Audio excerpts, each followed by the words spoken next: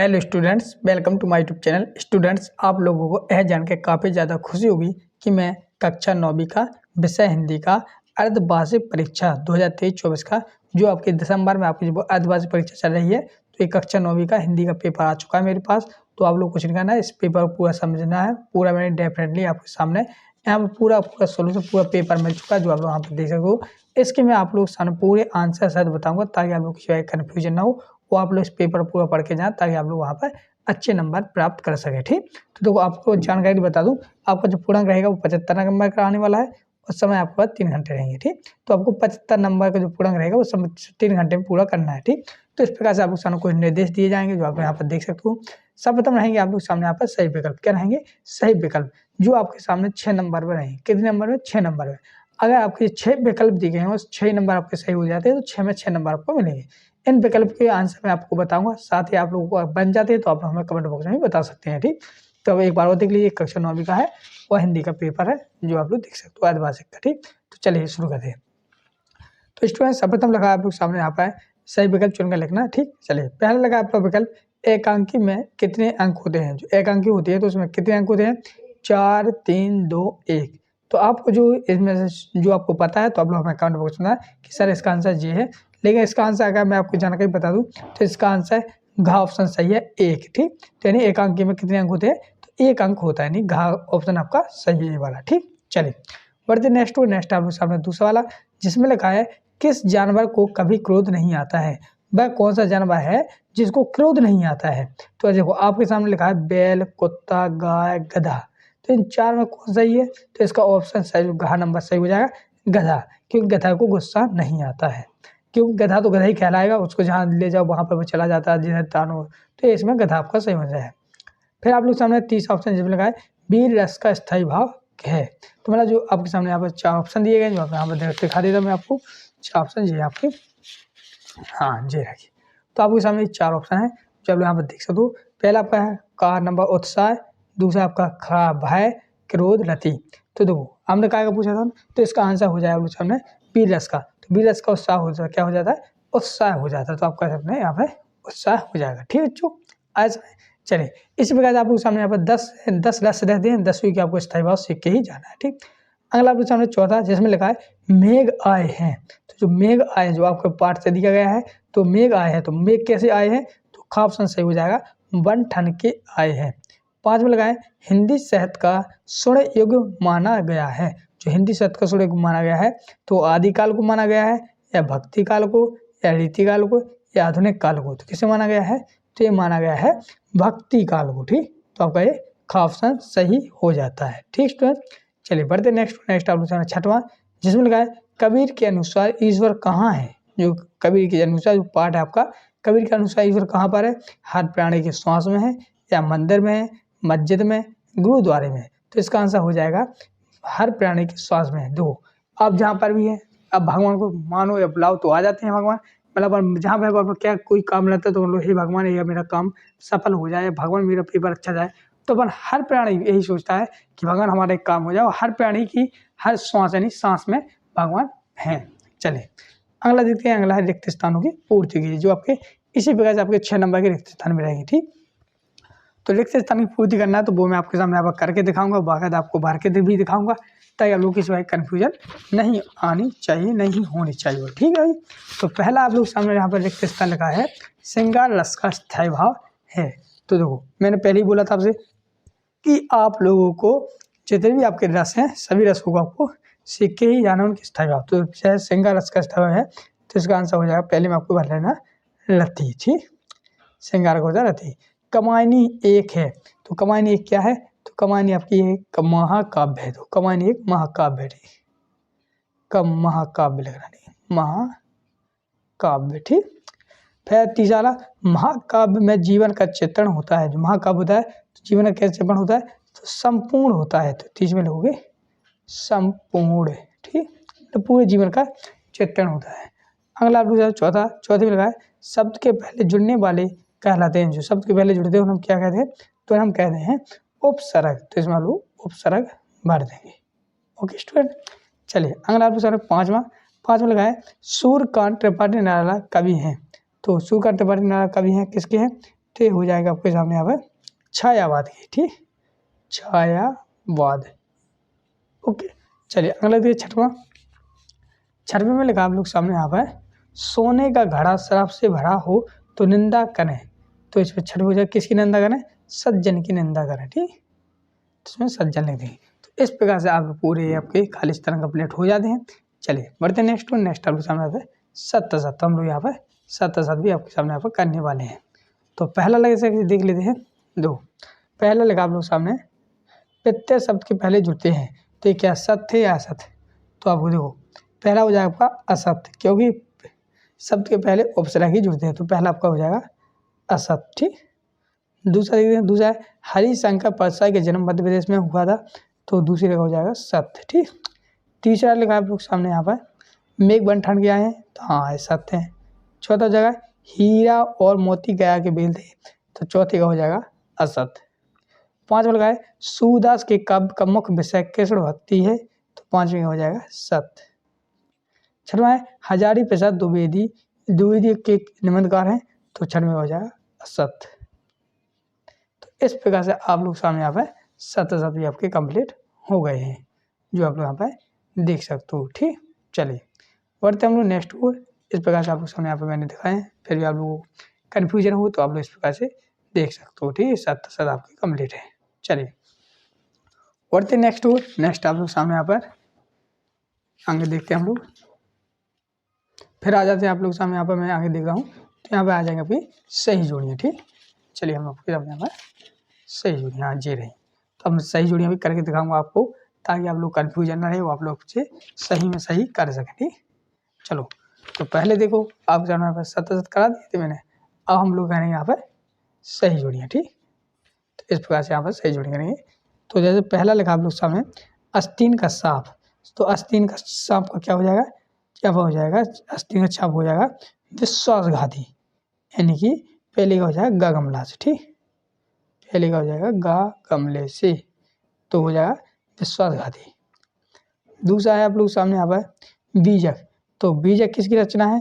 तो कबीर की, तो दूसरी का हो जाएगा का कबूतर से। तीसरा है चारू चंद की चंचल किरणें, तो ये कौन सा अलंकार हो जाएगा? तीसरी हो जाएगा खा नंबर का अनुप्रास अलंकार, ठीक, खास मिल जाएगा। सुमंत नंदन पंत, तो यानी चौथी का हो जाएगा आप लोग सामने यहाँ पर छायावाद, ठीक। चौथी का हो जाएगा छायावाद, चौथी का चा चम्मच से। फिर रसखान पांचवा, रसखान का किससे हो जाएगा? पांचवें का रसखान हो जाएगा किससे? यहाँ पर हो जाएगा आपका सैयद इमरान, पांचवा हो जाएगा गागड़ी से, ठीक। छठवें का हो जाएगा छंद के प्रकार कितने हैं? तो दो हैं, तो छठवें का लागू इणा से। तो इस प्रकार से आप लोग सामने यहाँ पर मैंने आपकी सही जुड़ी भी कंप्लीट करा दी है, ठीक। चलिए आप लोग बढ़ते हैं नेक्स्ट को। नेक्स्ट आप लोग सामने यहाँ पर एक शब्द एक वाक्य उत्तर देना है, ठीक। ये आप लोग सामने एक शब्द एक वाक्य के उत्तर, तो इनको हम कम कंप्लीट यहाँ पर लिखेंगे, बाकायदा आपके सामने आप करके दिखाएंगे, ताकि आप लोग किसी कन्फ्यूजन ना होनी चाहिए, वो आप लोग अच्छे नंबर प्राप्त कर सकें, ठीक स्टूडेंट। चलिए तो पहला देखते हैं, पहला लगा सांवले सपनों की याद के लेखक का क्या नाम है? तो क्या नाम है तो बताइए। तो इनके नाम है जाकिर हुसैन। क्या नाम है? जाकिर हुसैन। ओके, नंबर दूसरा देखिए, नंबर दूसरा है सदाचार का विलोम शब्द क्या है? तो सदाचार का हो जाएगा दुराचार्य। नंबर तीसरा ऊंची दुकान और फीका भगवान का क्या रहता है? तो हो जाएगा अधिक दिखावा। ओके, चलिए अब आप लोग देख नहीं रहा होता, सॉरी आप लोगों को दिखा नहीं, अब लोगों को अब देखा होगा, ठीक। तो पहले हो जाएगा सांवले शब्दों सांवले सपनों के की याद पर लेकर क्या नाम है? जाकिर हुसैन। दुराचार है देख दिखावा। तो इस प्रकार से चौथा देखते हैं हम लोग। चौथा है काव्य की शोभा बढ़ाने वाले तत्व क्या कहलाते हैं? तो आप जानते हैं अलंकार कहलाते हैं, तो अलंकार लिख देंगे। ओके, चलिए अगला देखते हैं। पांचवा चौथा हो गया ना, हाँ। पांचवा नई कविता का प्रारंभ हुआ है, तो नई कविता का प्रारंभ कब से हुआ है? तो लोग 1950 में, ठीक है, 1950 में। और छठवां देखते हैं। छठवां लगा है ब्रिटिश राज का गहना क्या है? तो छठवें का हो जाएगा क्या? हथकड़ियाँ, हथकड़ियाँ। हथकड़ियाँ, ऐसे लिखना है, हथकड़ियाँ, ठीक, हथकड़ियाँ। इस प्रकार से आपके सामने आता है एक शब्द एक वाक्य उत्तर कंप्लीट हो गए। ठीक, चलिए आप लोग देखते हैं यहाँ पे जैसे क्रमांक 6वें से, इसमें आप लोग सामने आता है जो 2-2 नंबर के पूरे रहेंगे जो आपके अथवा में भी क्वेश्चन दिए जाएंगे। ठीक, या तो आप लोग यहाँ पर समझ लें क्वेश्चन नंबर 6वें में जैसे आप लगा नई कविता की 2 प्रमुख कवियों के नाम लिखिए, उनकी 2 रचना लिखी। ठीक, या नई कविता की प्रमुख विशेषताएं लिखी। ठीक, तो आप लोग या तो ए वाला करना है या आपको अथवा वाला करना है, 2 में से कोई एक करना है। ठीक, तभी आपको 2 नंबर मिलेंगे। अगर आप लोग दोनों ही कर लेते हैं तब भी 2 मिलना है, चाहे एक करो या 2 करो तो 2 ही नंबर मिलना है। तो आपको कोई एक करना, जो बन जाए वो करना। ठीक, तो चलिए हम लोग पहला देखते हैं नई कविता के 2 प्रमुख कवियों के नाम, उनकी 2 रचना है। ठीक, तो इनका आंसर हम यहाँ पर लिखते हैं उत्तर 6वां। ठीक, इसका उत्तर देखने से पहले मैं आप लोगों के सामने खुशखबरी दे दूं, अगर आप लोग सभी लोग हमारे चैनल पर नए हैं, कक्षा 9वीं वाले जितने भी स्टूडेंट्स यहाँ तक पूरा देखा है, मुझे पता है मैंने अच्छी मेहनत से आपको समझाया है, और ये पेपर आपके पेपर में आने ही वाला है, क्योंकि आपके paper very very most important है, तो आपके पेपर आएगा ही। ठीक, तो आप लोगों के सामने मैंने यहाँ पर आपका ये कक्षा 9वीं का पेपर अच्छी तरह समझाया है। तो कक्षा 9वीं वाले जितने भी स्टूडेंट यहाँ तक वीडियो देखे हैं, सभी लोग चैनल को सब्सक्राइब कर लें, सभी लोग कर लें चैनल को सब्सक्राइब, तो सभी लोग कर लें सब्सक्राइब। ठीक, सब्सक्राइब करने से स्टूडेंट्स ये फायदा होगा कि अभी आपके ये अर्धवार्षिक परीक्षा चल रही है, इसी प्रकार से आपकी वार्षिक परीक्षा चलेगी, तो वार्षिक परीक्षा जब चलेगी तो उनके लिए भी मैं इसी प्रकार से मोस्ट इम्पोर्टेंट क्वेश्चन लाऊंगा, ताकि आप लोग नंबर से अच्छे टॉपर बन सकें। ठीक, आप लोग मम्मी पापा भी चाहते हैं कि हमारे बच्चे स्टूडेंट अच्छे टॉपर बने, अच्छे नंबर प्राप्त करें। अगर आप लोग भी चाहते हैं कि हम टॉपर बने, अच्छे नंबर प्राप्त करें, अच्छे नंबर से पास हूँ, तो आप लोग कुछ नहीं करना, चैनल को सब्सक्राइब कर लेना, क्योंकि अभी मैंने हिंदी का बताया, इस प्रकार से मैं 6 पेपर आपके सामने लेकर आने वाला हूँ और इसी प्रकार से बताने वाला हूँ। ठीक, तो आप लोगों ने कर ही लिया होगा, जिन लोगों ने नहीं किया कोई बात नहीं, और जिनने कर लिया उनके लिए तो खुशखबरी ही है। चलिए क्वेश्चन नंबर 6 का आंसर देखते हैं। तो देखो क्वेश्चन नंबर 6 का जी आपके 2 कवि है, नंबर पहले पे आ जाएंगे आपके कौन, 2 को लिखने में, तो पहले आ जाएगा वह भवानी प्रसाद मिश्र। ठीक, भवानी प्रसाद मिश्र, जिनकी रचना है एक तो इनकी है सन्नाटा और दूसरी है गीत फरोश। ठीक, ये इनकी 2 रचना हो गई। नंबर दूसरे पे आ जाएंगे आपके कुंवर नारायण, जिनकी रचना है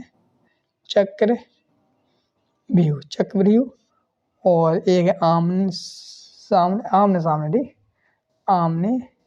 सामने। ठीक, तो इस प्रकार से आपको एक ही करना, जैसे मैंने 6वीं का पहला वाला किया। ठीक, अब हम अथवा वाला नहीं करेंगे, इसी प्रकार से आप लोगों की 2 में से कोई एक करना है। ठीक, लेकिन हमारा आपको फर्ज बनता है कि हमें दोनों क्वेश्चन बताएं, तो मैं दोनों क्वेश्चन के आंसर भी बताऊंगा। फिर दूसरा नई कविता की प्रमुख विशेषता उन्हें अथवा वाला, तो मैंने आप लोग सामने यहाँ पे एक PDF बनाई है, जिसके माध्यम से हम आपको सामने यहाँ पर दिखाने वाले हैं, PDF के माध्यम से पूरे के पूरे आंसर, और साथ ही मैं आप लोग सामने लास्ट में ये भी बताऊंगा कि इस PDF को डाउनलोड कैसे करना है। ठीक, तो देखो जी आपके सामने यहाँ पर इस प्रकार से मैं यहाँ पर दिखाने वाला हूँ, ताकि आप लोगों को कोई कन्फ्यूजन नहीं होनी चाहिए। तो देखो जी हाँ, आप लोग सामने यहाँ पर PDF ठीक पूरा, तो इस PDF में देखो आप लोग देख सकते हो। तो पहला लिखा जैसे कि यहाँ पर देख सकते हो, नई कविता की प्रमुख विशेषताएं लिखी है। ठीक, तो यहाँ पर मैं थोड़ा मोबाइल ऊपर कर दूँ तब आपको साफ दिखेगा, इस प्रकार से आप देखा है। तो देखो पहला हो जाती है आपके सामने लघुमान की प्रतिष्ठा, प्रयोगों का नवीनतम और क्षणवाद को महत्व, जीवन के प्रेक्षण के महत्व को माना, अनुभूतियों का वास्तविक चित्रण। ठीक, तो ये 4 आप लोग लिख देते, 4 विशेषताएं, तो आपके 2 नंबर पक्के हैं। ठीक, चलिए अगला देखते क्वेश्चन नंबर 17। तो क्वेश्चन नंबर 7वें क्वेश्चन में लिखा है छायावाद के दो कवियों के नाम, उनकी एक रचना लेनी है। पहले हम लिखते थे 2 प्रमुख कवियों के नाम, अब यहाँ पर छायावाद की 2, फिर अथवा में दिया गया है प्रगति काव्य की विशेषताएं लिखनी है, तो अथवा तो हम दोनों करेंगे। तो देखो क्वेश्चन नंबर 7 का आंसर आपके सामने जी रहा। ठीक, तो क्वेश्चन नंबर 7 जी रहा उत्तर, जिसमें से कवि दिए गए तो जयशंकर प्रसाद और सुवंतनंदन सूर्यकांत त्रिपाठी निराला। जयशंकर प्रसाद की रचना तो कमायनी आंसू, और यहाँ बन की हो जाएगी अनामिका पनिमल।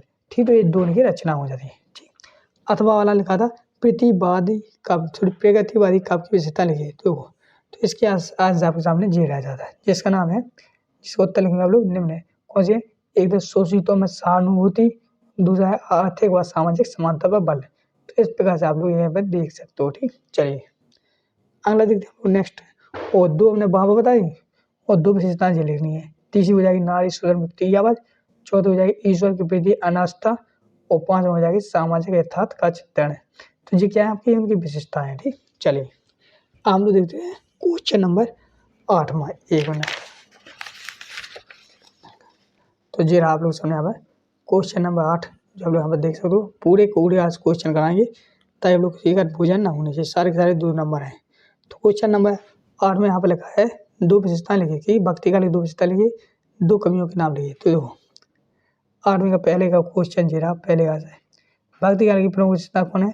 भक्ति भावना की प्रधानता और किसी की भी राजा के दरबार में आश्रय प्राप्त न करना, काव्य जन का उद्देश्य केवल मसवादा। तो इनकी भक्ति काल की 2 विशेषताएं, 3 विशेषता हमने कंप्लीट करा दी है। अगला भक्ति काल में भक्ति की कौन कौन सी रूप हैं? तो देखो भक्ति काल में कौन कौन से रूप हैं? तो भक्ति काल में 2 रूप हैं, एक तो निर्गुण भक्ति और एक है सगुण भक्ति। तो ये अथवा वाला भी मैं बताता जा रहा हूँ ताकि इनमें से कोई ये फंस जाए तो आप लोगों को पूरा सीख के ही जाना है। साथ में आपको पीडीएफ भी डाउनलोड करके दिखाऊंगा किस प्रकार से डाउनलोड करना है। चलिए फिर मैं क्वेश्चन 9वां, भक्ति काल को हिंदी साहित्य का स्वर्ण युग काल क्यों कहा गया? ठीक, अथवा में लगा है निर्गुण भक्ति काव्य की प्रमुख विशेषता लिखी। तो भक्ति काल को हिंदी काल का साहित्य क्यों कहा गया है? Very very most important question है, इसको तो आपको सीख के ही जाना है। जिसका आंसर आप लोग सामने यहाँ पर ये रहा, इसका आंसर लिखोगे आप लोग इस प्रकार से, भक्ति काल में कबीर, 1 मिनट, अब लिखोगे भक्ति काल में कबीर, तुलसी, सूरदास, मीराबाई आदि महान विभूतियों ने का आविर्भाव हुआ है। इनकी अमृतवाणी से जन जन सामान्य की अभूत शांति तथा सुख का अनुभव हुआ है। इस काल का साहित्य अनुपम में आदर्श है, जिस युग में कबीर, जायसी, तुलसी, सूर जैसे प्रसिद्ध कवियों और महानताओं को अमृतवाणी उनके अंतःकरण निकल देश के कोने कोने फैली थी, उसी साहित्य के इतिहास में भक्ति काल कहते हैं।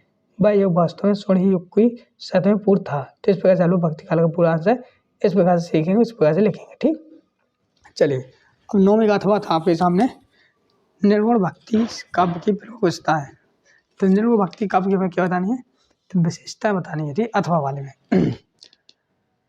तो अथवा वाले में जी रहा, जिसका आंसर 1 मिनट, जो आपके सामने निर्गुण भक्ति काव्य की प्रमुख विशेषता ये है, एक है निराकार ब्रह्म में विश्वास, दूसरा गुरु का विशेष महत्व, और तीसरा माया से सावधान रखने का संदेश, चौथा है विरह भाव की प्रधानता, अज्ञात से प्रीति गति रसपति। इस प्रकार से, तो इस प्रकार से 9वें का अथवा वाला है। ठीक, चलिए क्वेश्चन नंबर 10 है कृष्ण भक्ति काव्य की प्रमुख विशेषता है, राम भक्ति सागर की प्रमुख विशेषता है। तो इन्हें या तो आप लोग कृष्ण भक्ति सागर काव्य की सीख लें या राम भक्ति का है। तो दो पहले आपके सामने कृष्ण भक्ति का है। अगर देखो यहाँ पर भी बता दूँ, अगर 2 नंबर में है तो आपको 4 लिखनी है या 3। ठीक, और अगर 4 या 3 नंबर में तो आपको थोड़ी बड़ी लिखनी है, 6 से 7 लिख सकते हो। तो आप लोग देख सकते हो यहाँ पर 2 नंबर है तो हम लोग यहाँ पर 4 ही सीखेंगे, तो 4 ही आपको सीखना है। तो क्वेश्चन नंबर 10 में का आंसर आप लोग समझिएगा, जिसमें लिखोगे आप लोग कृष्ण को ईश्वर का अवतार माना गया है, उनकी पूजा। दूसरा नंबर है उनकी पूजा विशेष बल दिया गया है, कृष्ण को लोक रंजक स्वरूप चिंतन व वर्णन किया जाता है, शाखा भागी भक्ति की अवधारणा है, ज्ञान से बढ़कर प्रेम के अधिक महत्व दिया है, मुक्ता से लेके मतलब मैंने तो यहाँ पर 8 बता दिए हैं, लेकिन आप लोग 4 सीख के ही जाए तो 2 नंबर आपके कंप्लीट हो जाते हैं। ठीक, इसी प्रकार से अगर मैं भक्ति काल की बात करता हूँ यहाँ पर 8वीं वाले में राम भक्ति काल की, तो राम भक्ति काल की देखो जी है 4 विशेषताएं। तो पहली, दूसरी, तीसरी, चौथी। जैसे कि पहले राम भक्ति सागर कवियों के इष्ट देव पुरुषोत्तम राम है, इनकी भक्ति दास भाव की है। इस सागर काव्य में राम के लोक रक्षक रूप का चित्रण हुआ है। राम भक्त कवियों ने समय पर जोड़ लेकर लोक मंगल प्रदान करने का प्रयत्न किया है। तो इस प्रकार चलो इसका अथवा भी लिखेंगे, तो आपका इनका आंसर 2 में आपको कोई लिखना है जिसका आंसर आपको मिल जाएगा। ठीक, चलिए अगर क्वेश्चन नंबर 11 जिसमें लगा है मनुष्य ईश्वर को कहाँ ढूंढता है, तो आप लोग इसका आंसर लिखोगे 11वें का, मनुष्य ईश्वर को देवालय, मस्जिद, काबा, कैलाश, योग, वैराग्य, ब्रह्म प्रसाद की धार्मिक पद्धतियों में ढूंढता फिरता है। ठीक, अथवा है 11 का अथवा है हथकड़ियों को गहना क्यों कहा गया था या क्यों कहा गया, तो इसका आंसर लोगे गहने श्रृंगार साज सज्जा के लिए पहने जाते हैं, इनसे पहनने वाले की शोभा बढ़ती है, स्वतंत्रता सेनानियों की साज सज्जा एवं शोभा हथकड़ियों से बढ़ती है, देश की आज़ादी के लिए हथकड़ियों का पहनना गौरव की बात है, इसलिए हथकड़ियों को गहना कहा गया है। तो इस प्रकार से हम इसका आंसर भी सीख लेंगे। चलिए अब क्वेश्चन नंबर 12वां, जिसमें लगा महाकाव्य किसे कहते हैं, हिंदी के महाकाव्य के आंसर लगे या भविष्य रस की परिभाषा रखते, तो हम लोग लिखेंगे इसका आंसर पहले वाला करेंगे, जैसे महाकाव्य की विशेषता लिखे 2। पहले आप लोग महाकाव्य लिखो, महाकाव्य विस्तृत होता है, इसमें प्रकृति का विस्तृत चित्रण होता है, जीवन के समस्या का उल्लेख होता है, तथा पात्रों की संख्या अधिक होती है। हिंदी को 2 महाकाव्य जी हैं, रामचरितमानस, कामायनी। ठीक, रामचरितमानस के लेखक हैं तुलसीदास, कमानी के लेखक हैं जयशंकर प्रसाद। ठीक, चलिए हम लोग अथवा वाला आपको सीख लेना। जीवनी की परिभाषा देनी है, तो जीवनी की परिभाषा है तो आप लोग इस प्रकार से लिखोगे 2, और फिर आप कहा जीवनी व अथवा में अंतर है, तो ये 2 नंबर के हैं। तो 13 में कौन सा है, किसी महापुरुष या प्रसिद्ध व्यक्ति के जीवन की घटनाओं का उनके कार्यकलापों आदि आत्मिकता साथ वर्णन की जिस गद्य विधा में किया जाता है उसे हम जीवनी कहते हैं। वो अंतर की बात करें तो आप लोग इस प्रकार से अंतर भी लिख सकते हो। वीडियो को रुक के इसके आंसर पढ़ लीजिए। ठीक, चलिए अगला है क्वेश्चन नंबर 14, जिसमें लगा महादेव वर्मा की भाषा शैली की विशेषता लिखनी है, और अथवा में है प्रेमचंद की 2 रचनाओं के नाम लिखिए। तो हम प्रेमचंद की 2 रचना लिखेंगे, ठीक, अथवा वाला। ठीक, तो 14 में का हम अथवा वाला करेंगे। ठीक, जिसमें उनकी रचना लिखने में तो दूसरी है प्रेमचंद की 2 रचना जो आप देखे तो नमक का दरोगा, शतरंज की खिलाड़ी, पूस की रात, गोदान, सेवसा, नेवल गमन, कर्म हुई। तो ये प्रेमचंद जी की रचना है जो मैंने अथवा वाला किया है। ठीक, अब 15 में है लोकती और महावली में अंतर है, तो इस प्रकार वेरी वेरी मोस्ट इंपोर्टेंट है, लोग आपको सीख के ही जाना है। ठीक, चलिए इसके आगे हम देखें, इसके आगे 15 हो गया अपना जी हाँ, 16वां यहाँ से आ जाएगा आपका 16वां जी रहा। ठीक, जी इसमें आपको 2 पेज मिलने हैं आपके पेपर में। ठीक, तो 1 पेज बनाएंगे क्योंकि 2 पेज में ही बनने हैं आपके। तो जैसे आपके सामने 16वां है, 15वां, तो 15 में है निम्नलिखित शब्दों के 2 पर्यायवाची शब्द लिखनी है। तो अमृत, दिन, चांदनी, सरस्वती, तो इनके अगर आप लोग पर्यायवाची लिखेंगे तो ये पर्यायवाची सीख के ही जाना। जैसे अमृत का कल हुए, अमृत कल हुए, अमृत, सुधा, मधु, अमीनय, दिन कल हुए, दिवस, बासर, बाव, चांदी का कुमुदी जो है चंद्रिका, सरस्वती के भारती सादा बीड़ा वाली, तो इस पे बीड़ा वाणी। तो इस प्रकार चालू इनके आंसर लिख लेंगे। क्वेश्चन नंबर 16 में है कहानी किसे कहते हैं, कहानीकारों के नाम लिखिए, या रेखा चित्र किसे कहते हैं इनके लिए। तो देखो क्वेश्चन नंबर 16 में आंसर ये रहा आप लोग सामने। ये आपके सामने क्वेश्चन नंबर 16 में आंसर है, जिसको आप लोग वीडियो को रोककर पूरा आप लोग अच्छी तरह से दिमाग से पढ़ सकते हो। ठीक, चलिए अब मैं आपको इसी प्रकार से बताता रहूँगा कौन सा वो आप लोग को वीडियो को रोक कर पढ़ना है, क्योंकि मैं वीडियो पढ़ के सुनाऊंगा तो वीडियो लंबा हो जाएगा, वो आप लोगों को टाइम भी लगे। तो इस प्रकार से आप लोग भी इस वीडियो को एक बार नहीं 1000 बार देख सकते हो, बिल्कुल फ्री है, और एक बार नहीं कहीं पे भी देख सकते हो, चाहे आप लोग खेत पे हो चाहे घर पे हो, अच्छी तरह से देख सकते हो। ठीक, चलिए क्वेश्चन नंबर 16 कंप्लीट हो गया। अगला आप लोग सामने क्वेश्चन नंबर 17, जिसमें संचय भाव किसे कहते हैं, इसकी संख्या बतानी है। तो देखो क्वेश्चन नंबर 17 का आंसर जी रहा। ठीक, और उसका अथवा वाला जी रहा। ठीक, जिसमें हमको बीज रस की परिभाषा बतानी है, साथ ही हमें उसका उदाहरण, तो आप लोग सामने जी रहा। तो इस प्रकार से लोग क्वेश्चन नंबर 17 का भी वीडियो को रुक कर पूरा आंसर पढ़ सकते हो, बाकायदा लिख सकते हो। ठीक, चलिए अगला आ जाता है स्टूडेंट आप लोग सामने यहाँ पर 3 नंबर के। ठीक, जो आपके 18 प्रश्न हैं, तो 18 प्रश्न जो काव्यांश दिया गया है इसका आपको संदर्भ प्रश्न व्याख्या करनी है। ठीक, और फिर अथवा वाले में भी आपके सामने पद्यांश दिया है इसकी, तो 2 में से कोई एक करनी है। तो आप लोग संदर्भ प्रश्न व्याख्या कैसे करनी है वो आपको अगर नहीं पता है तो वो मैं बताऊंगा, तो ऐसे करना पड़ता है। देखो ये क्वेश्चन नंबर 18 का हम समझा देता हूँ।